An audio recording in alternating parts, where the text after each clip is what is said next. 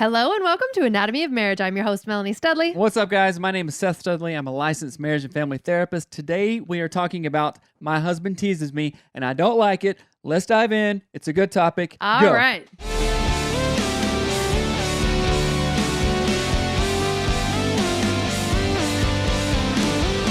All right, guys, we are back and we're answering one of y'all's questions. Here it is.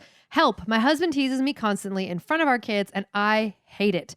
My husband is a loud, aggressive type, and he grew up in a loud and aggressive home. We have 4 young kids, and we're trying to teach them to be kind, caring, considerate, and loving, but my husband's behavior towards me is nothing like that. If I tell him that I don't like his behavior, he just says, it's a joke, or lighten up, or why do you always have to be so serious about everything? Our kids are now starting to treat each other the way that my husband treats me, and he puts them in timeout, and or takes their devices away. WTF. Oh. They are acting like him, but he can't see it. Please help me. So, I got a lot of thoughts about this one. And it's a real shame that we get to a point, and we've done this too, Right. that where our kids, the little tiny kids that we made, that we're responsible for, are doing things that they learned from us, and now they're getting in trouble. Right. It's like learning how to speed from a cop, and then they pull you over. We're like, what? Taught me this. That's a good analogy right there. Right? So let's just think of the absurdness in that. And it's easy as falling off a log. We don't know it, but we perpetuate it. And the way to, I don't know, we were talking to a coaching client earlier today. It's like we get in these negative feedback loops, and the only way to mess this stuff up is to disrupt the system. Disrupt the system. So if you're doing this, first you have to be aware of it. First you have to identify there is a system. Oh, wait a minute. I'm contributing to the system. Right. Let me have a growth mindset and have a brain to go, okay, I got to do something different, because nothing changes if nothing changes. And you're just going to keep on, you're going to put your kids in timeout over and over and over again, all the while they're still learning the same thing from you. Right. And I want to back up to the, why are we saying these things to our spouse? What do you think it would be? Why would I, let's say I do this to you. I don't do this to you, but what if I did? What if I just made fun of you all the time? Like, good one, fatty, or nice, smooth move, X-Lax. What are you, 1989? 1989, here it comes. My chair's in the shot. Oh, geez. But imagine, what do you think the actual reasoning behind that would be? Do you think that being people treat each other dismissive like that? Yeah. I know exactly what it would be. That's how you were parented. Either your core group of friends that you grew up with just dismissed everything you said, or your grandma or your grandpa or your either biological or adoptive family of origin treated you that way.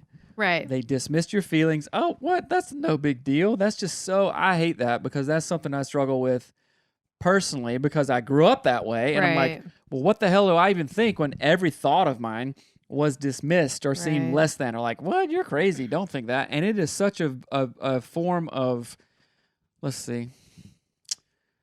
It's not out. I'm going to say, well, it can be straight up emotional abuse and just kind of crazy making, because that's how I would feel, right? And when you say things, it's such a trigger for me when you say, what? When I say my feelings and you just instantly dismiss it, I'm like, oh, I just skyrocketed to Mars. Right. I am super pissed. It I don't upsets feel you. good about it. Right. Mm-hmm. And I think a good example of that would be there have been times when Seth has said something, I've said something to Seth that hurt his feelings.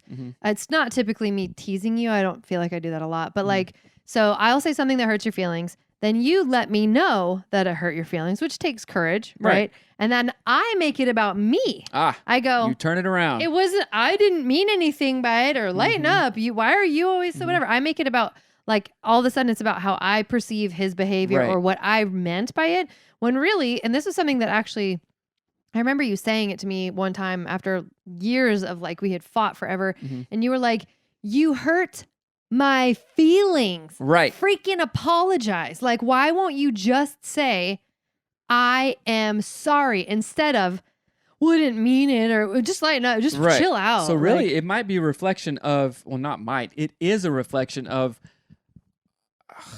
do you think that you have the capacity to be wrong? Right. You know what I'm saying? Right.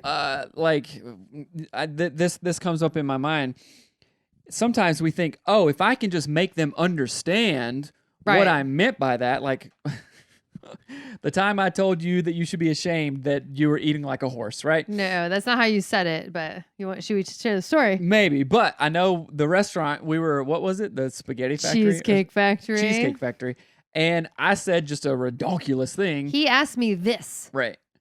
Aren't you embarrassed by how you eat? What? I am now. Oh boy, we can laugh about it now, but back then. I literally just Cheesecake Factory, slice up to the mouth, tear rolling down, and I just kept eating. So it's like, eat my feelings. No point in stopping now. Right. So when I was in that frame of mind, I could say all day, well, I didn't mean it like that. Right. And sometimes we say, well, you should have known that I didn't mean it that way. Or like, how could you take it that way? Or this or that or whatever. And what I'm doing is just taking a dump on her feelings. Right. And trying to justify myself. And we justify. I've had clients who justify their asses right out of the door, right out of the marriage. Right. You know what I'm saying? Right. Because when does it click for people? And I'm thinking of our own relationship to our kids, right? Sometimes our kids say, "Well, I'm sorry, I didn't mean to," when that's the 800th glass that has been broken because you're trying to carry 3 at a time and put them in the dishwasher wrong. It's like, I didn't mean to break the glass for the millionth time. And there really comes a point. It's like, I don't care what you meant or what you thought you meant or what it was supposed to mean or how I was supposed to take it. The freaking glass, here's a whole one. Here's a broken one. I want the whole one. Right. You get it? Do you understand it? This isn't about you and your stupid ass delivery.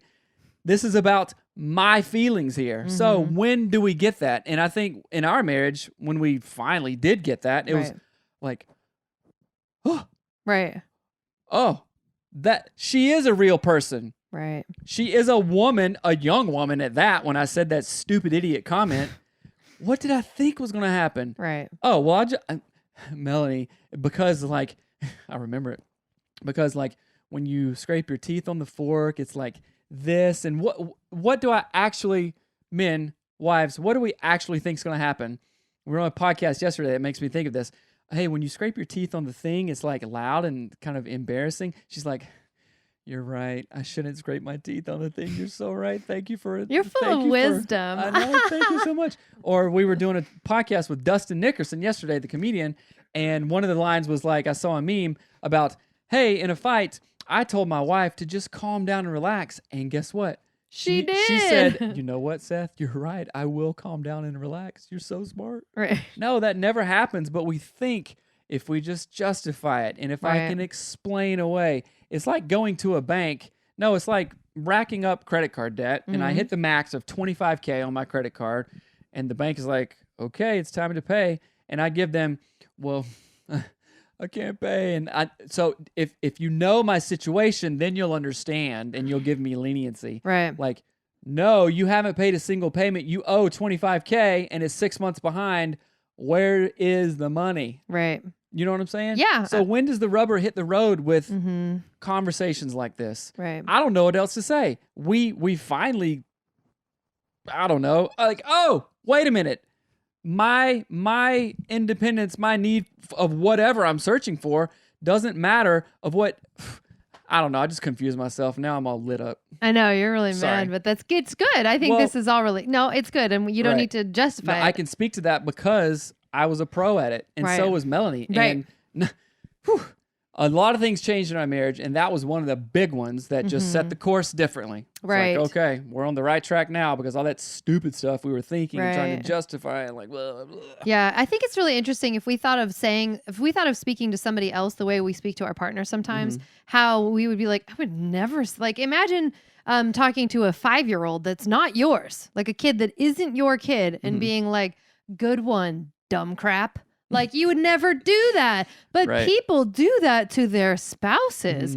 Or think of like, someone makes a mistake and you go, oh, well, look what mom did. Mom did that thing. Everybody look at mom. Like you're teasing your life partner in front of your children. What do you think your children are going to do with that? Very felt information. They're going to take the information that they saw happen in front of them, and then they're going to go, okay, well, when my girlfriend says something stupid, I know exactly what to say. Right. Right. And then the person you're saying it to also is going to internalize that and go, oh, well, wait a minute.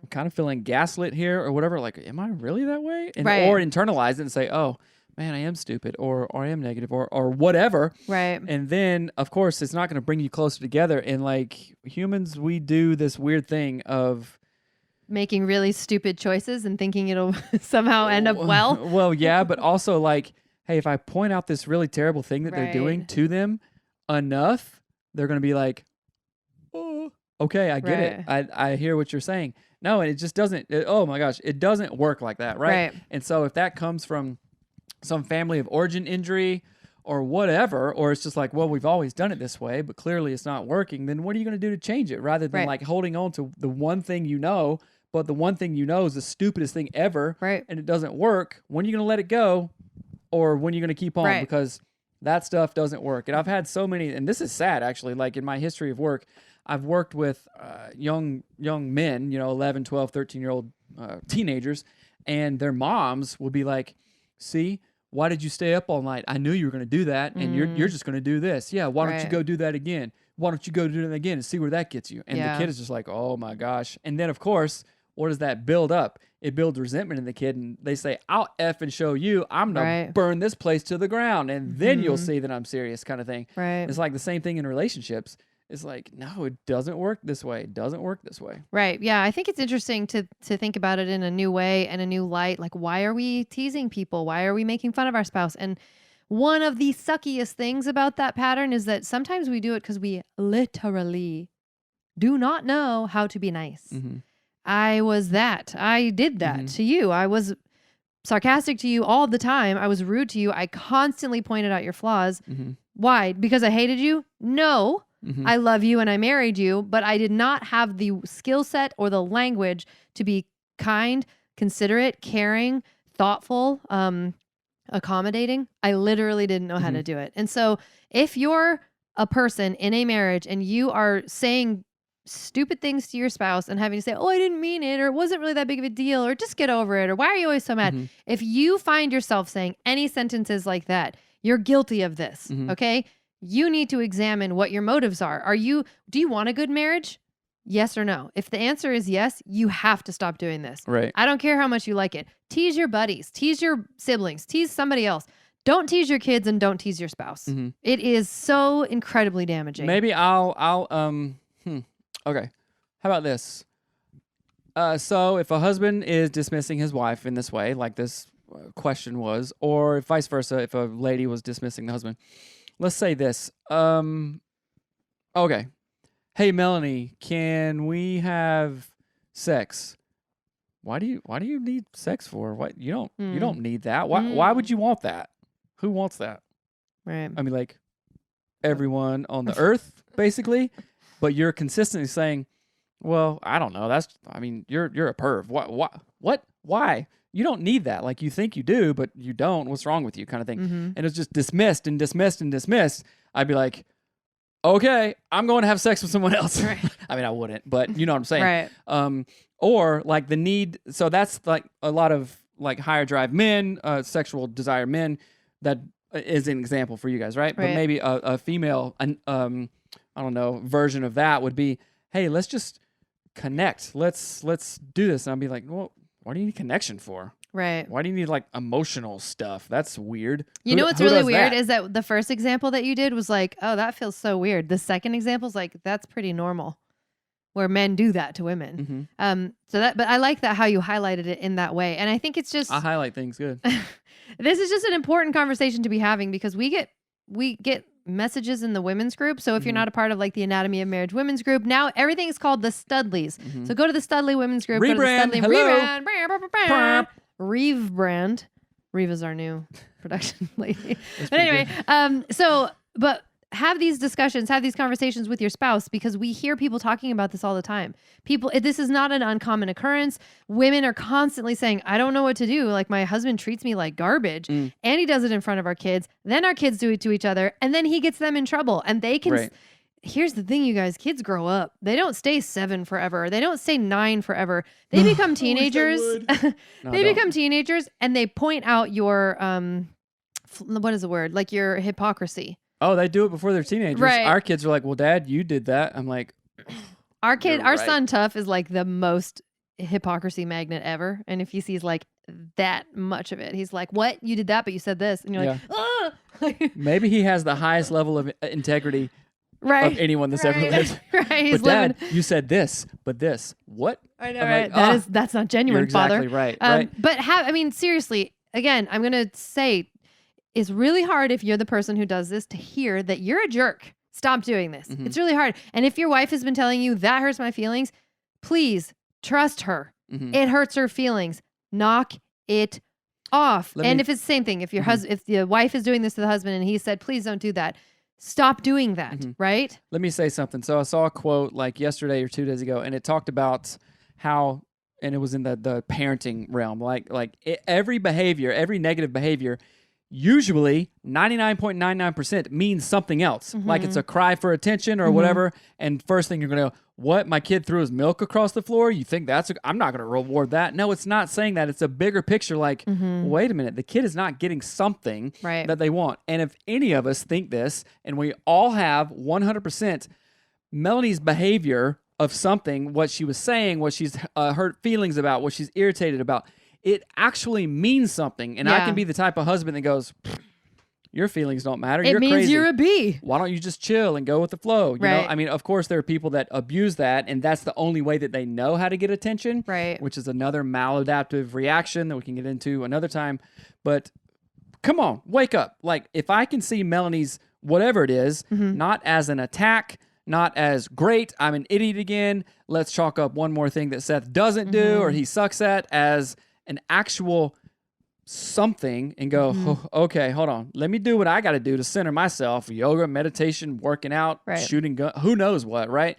Whatever I got to do to get myself in the position that can be receptive to her when she says something. Hey, when you said that thing about me in front of my mom and how I was a parent, that kind of hurt my feelings. What? Oh, I can dismiss it or go, oh, wait a minute. Or if it's something bigger, like if she's frustrated or irritated or sad or crying, hey, what does that mean? Right? Every single one of us, if you're a dude, you're driving a truck around or whatever, or a car, if you feel a weird swerve, like what is that? Okay, you might have a flat tire on the interstate. Well, my car is just being stupid today, right? And it's like, well, I'm going to ignore that flat tire. And it's like, well, that's not going to, it's going to bite you later. Right? So maybe let's just get a new awareness of, okay, maybe her complaints isn't just her being crazy about something. Maybe his dissatisfaction isn't just him being ornery and irritable all the time, or just like some dude. You know what I'm saying? Yeah. Let's take a further look into that. And if you're dismissing stuff, cut that crap out. Like, look in your own family, go, yeah, my dad did that to me, and that's why I do it to her. It feels like balls, so I hate it, and it's stupid. Let me figure that out and reconcile that, and then don't do it. Don't perpetuate it anymore. If this is something that you're dealing with your spouse teasing you and dismissing you and whatever, get the clearing structure. We have a thing called the clearing structure. It's on our website. You can go to thestudleys.com and download it there. There's also going to be a free video soon with that we show you how to use the clearing structure, all of those things. And we walk through with you how to use it. You can also get it in the Anatomy of Marriage app, but the clearing structure takes out it helps reduce the fightness of conversation. So you would fill it out and say, when you tease me, it really hurts my feelings. It makes me feel like this. This is what I actually want. Can we talk about this? And it kind of slows everything down so that you can have a fruitful conversation about how to stop this pattern. But honestly, again, I'm going to say it again. If you are teasing your spouse and then saying, get over it, or I didn't really mean it, or you know what I really mean, You are being a douchoisie. Please stop. How do I know you're being a douchoisie? Because I was being a douchoisie, and That's Seth right. had been a douchoisie. So cut that crap out, right? That's right. And if you really need some help, then 2 forms of help, right? We've partnered with getfaithful.com/anatomy of marriage to get hooked up with a real licensed counselor just like me. Go there. You can handpick all your variables Criteria. for what you want for counseling. So go to getfaithful.com/anatomy of marriage. But if you are a power couple, if you're like, you know what? I am pretty rad. I like to kick donkey and take names. That's right. Donkey. That's a nice boulder. That's a nice boulder. Anyway, yes. If you want to level up your marriage financially, emotionally, personally, Your anything, parenting. parenting, anything like that, you're like, you know what? We're pretty good, but we know that we can step it up a bit. Email us at coaching@anatomyofmarriage.com. Coaching@anatomyofmarriage.com. Set yourself up. We'll get on a phone call. Hey, is coaching a good fit? Okay, it is. Then we're going to walk you through for the next 90 days how to level up on all this stuff. Yeah. Obviously, this is something we're excited about. We've gone through coaching. We currently have a coach. Yep.